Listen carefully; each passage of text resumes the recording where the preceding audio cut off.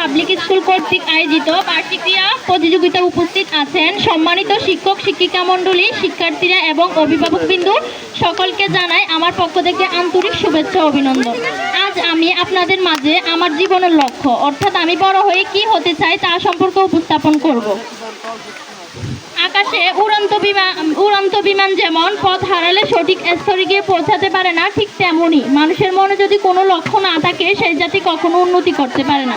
এই জন্য সকল মানুষকে জীবনের শুরুর দিকে লক্ষ্য ঠিক করা দরকার। লক্ষ্য ঠিক রেখে শ্রম, নিশ্চয় ও একাগ্রতা নিয়ে অগ্রসর হলে জীবনে সেই লক্ষ্য পৌঁছানো সম্ভব। আমি ছোটবেলা থেকে অনেক লক্ষ্য সম্পর্কে ভেবেছি। তখন আমার বয়স ছিল কম, মন ছিল চঞ্চল, চারিদিকে যা দেখতাম তা দেখে রোমাঞ্চিত হতাম। আকাশে উড়ে যাওয়া বিমান দেখলে ভাবতাম বড় হয়ে একজন পাইলট হব। আবার স্কুলের বইতে বিজ্ঞানীদের চমকপ্রদ কথা শুনে ভাবতাম বড় হয়ে একজন বিজ্ঞানী হব।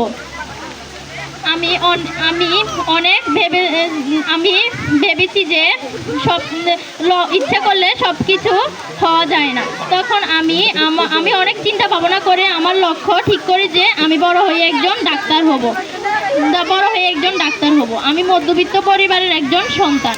আমি যে গ্রামে বাস করি সেই গ্রামের মানুষেরা অনেক দারিদ্র অবস্থা, তাদের অনেক রোগ যন্ত্রণা তারা ভোগ করে।